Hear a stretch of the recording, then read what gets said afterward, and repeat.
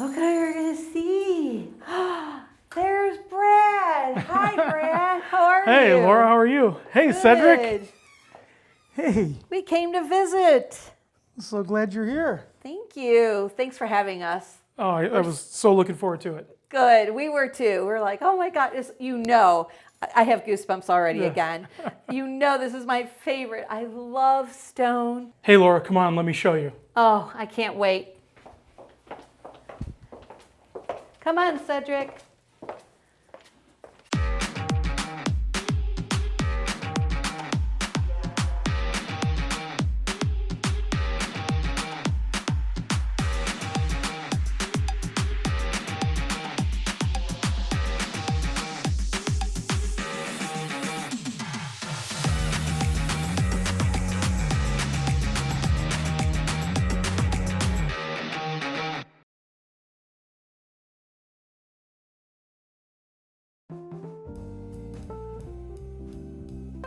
Brad, what fun. I am so excited to be here. Thank you so much for sharing your beautiful showroom with us.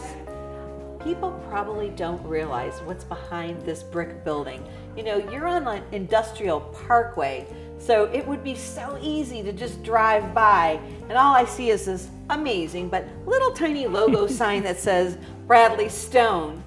But the truth is that you are an amazing resource for anyone's needs, really, in hard surfaces, even tile, and then it goes beyond that. The creativity and the excitement of what it is your product can bring to enlightenment in people's homes. Brad, all right, here it is. So I know you've been in this industry. We have been in this industry a really long time. But what is it that gets you the most excited about being here? I've had a passion for this industry since I started on my own over 30 years ago. And to watch, like going back to the very beginning, to see the industry change the way it has with all the products that are available to us now, from just what started out as just maybe 4 or 5 colors of granite that were being brought into Cleveland back 30 years ago, to literally hundreds and hundreds of different types of natural stones, the development of the quartz industry, engineered stone, and then also all the tile, the way the tile industry has changed over the years, and then the way we produce it, the way we manufacture it, is light years ahead of where we started. But my passion is like yours. It's in natural stone, but also, as maybe eventually we'll see some of the toys in the back in the shop. Making things for people is really a passion of mine. You mean the child in you comes out? Exactly. Like playing with Tonka trucks back when I was a kid. The playground. So Exactly. You never got rid of that. But isn't that the greatest? It's got to be amazing watching people's reaction. Like even right now, I have goosebumps. This is my favorite material is working with natural stone. I don't know if it speaks to me or how that works, but I have watched so many clients have that goosebump reaction when you've completed your projects. It's got to be exciting.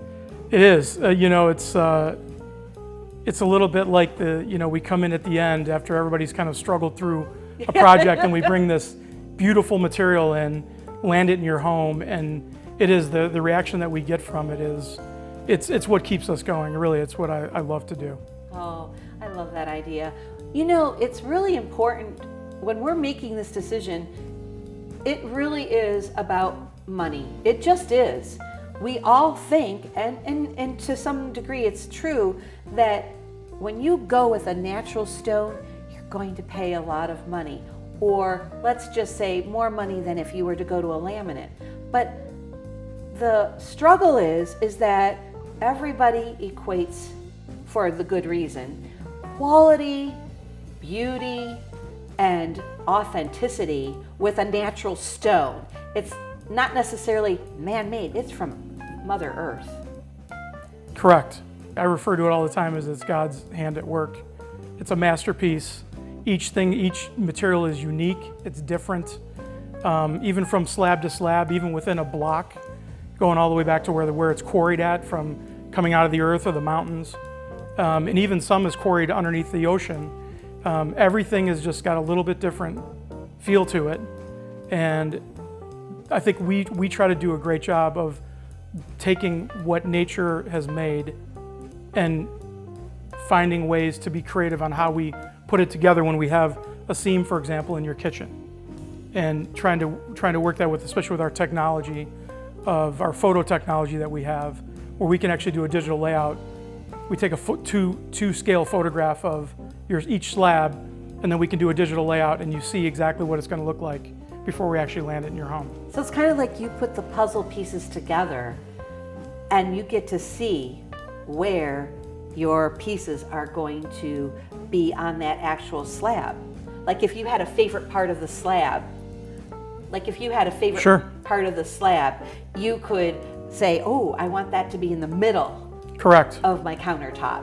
Absolutely, we do it every day. I mean, that's what we do every day. That's awesome. Yeah. That's really awesome. And the passion that people have with it, that they know it's going to end up in their island, for example, or in a workspace or whatever it is. It's so satisfying to watch their reaction as we do the layout. We actually will have people come in and they'll do layouts with our engineers in the back, and they'll do the layout right real time on a computer screen. And then to see their reaction is it's so cool. So we work with the universal design method.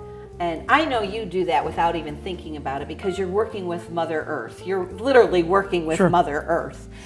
When we're creating a design for our clients, this ironically is the last piece that we pick out to put into the program, because it's so individually artistic. And I think the great point that you just brought out is what your slab looks like today. If you wait a week or a month, it could be a completely different looking piece of stone.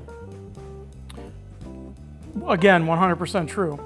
And we right now, probably in the back in our warehouse, we probably have, I would say 4,000 or 5,000 slabs back there. Oh my gosh. So I would say that there are probably 50 slabs that people saw a year ago, and knowing that it could possibly change, fell in love with their stone and asked us to actually purchase it, bring it here, hold it for them until their project was ready. You do that? Absolutely.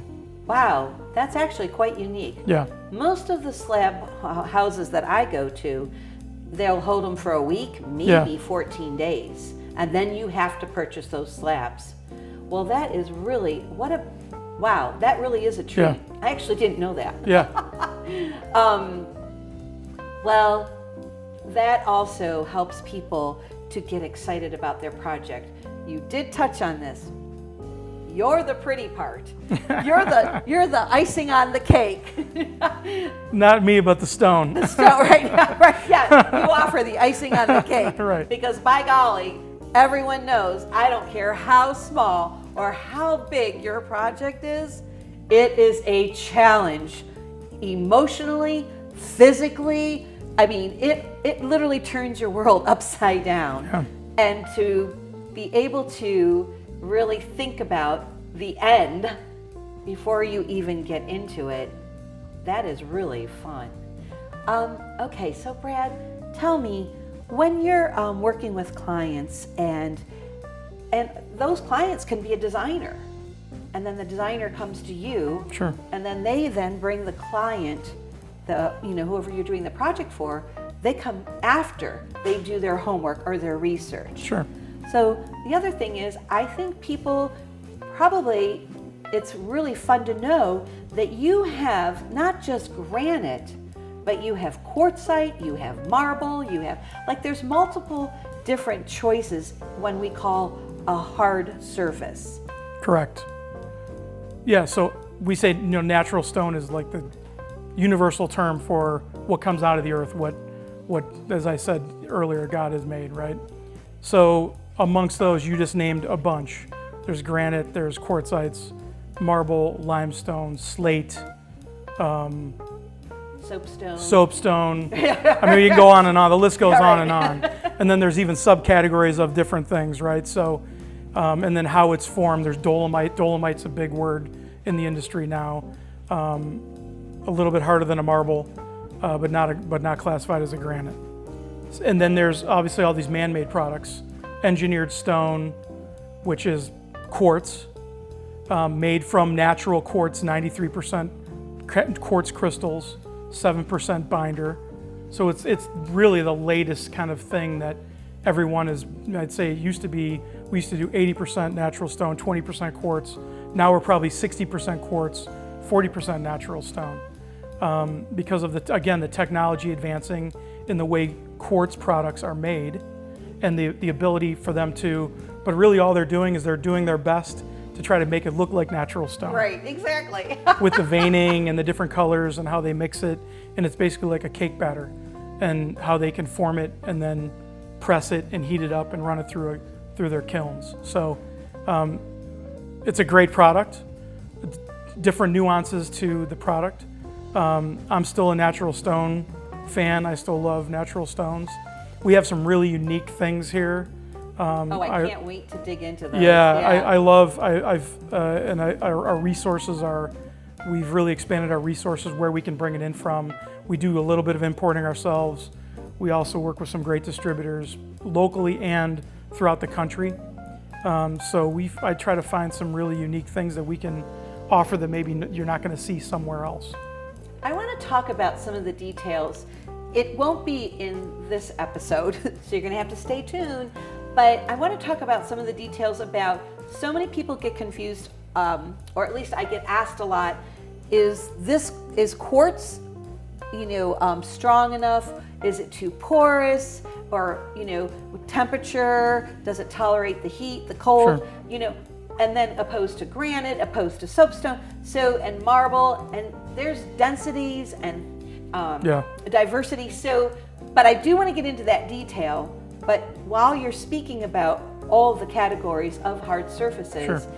I think it's really important to understand that there is an option for any application you're doing. It includes outdoor and indoor, right? We can go anywhere with it. 100%. And also to the point is there's also every level available for every person. That's a great point. Right? Yeah. Price point, doesn't matter if we call it entry level or group one pricing or the lesser expensive materials, there is a price point for everybody. And it didn't used to be that way 30 years ago when I started. It wasn't in every man's product. It was everybody always looked at it like, oh, you're putting granite in your kitchen. Back then it was like, ooh, Yeah. And now it's an every man's product because because the cost of doing the work, the way it's produced, the way it's quarried, everything is improved. All the technology, everything's improved, which has actually lowered the cost of a lot of things. So the fun part is that you use every square inch of your product. There's no waste. There's something for everyone. And the word remnant is something we're going to talk about. And it is allowing us the opportunity to have something exotic, the exotic experience in our home when we thought we didn't have that ability. Yeah, we try to use every square inch of the material we can. And our technology allows us to minimize our waste, but we still create remnants every day. But those remnants can be somebody else's treasure. Absolutely. Right. I think that's in your tool bag. I think we're going to put that right in your tool bag. Here's the remnant. Okay. This is our trick. This is our treat. Okay, Brad, this has been really fun. And I just love, I learn something new every time I talk with you. And I think that you have an amazing passion for what it is you do. And for me, with the Universal Design Method, it's all about the passion of enhancing other people's lives. Isn't that what we're out here for? For sure. I mean, thank you so much for having me. I'm looking forward to doing these next segments and these little hidden gems that I think hopefully we'll find along the way. Perfect. Thanks so much for joining us, and look for us next on our next segment.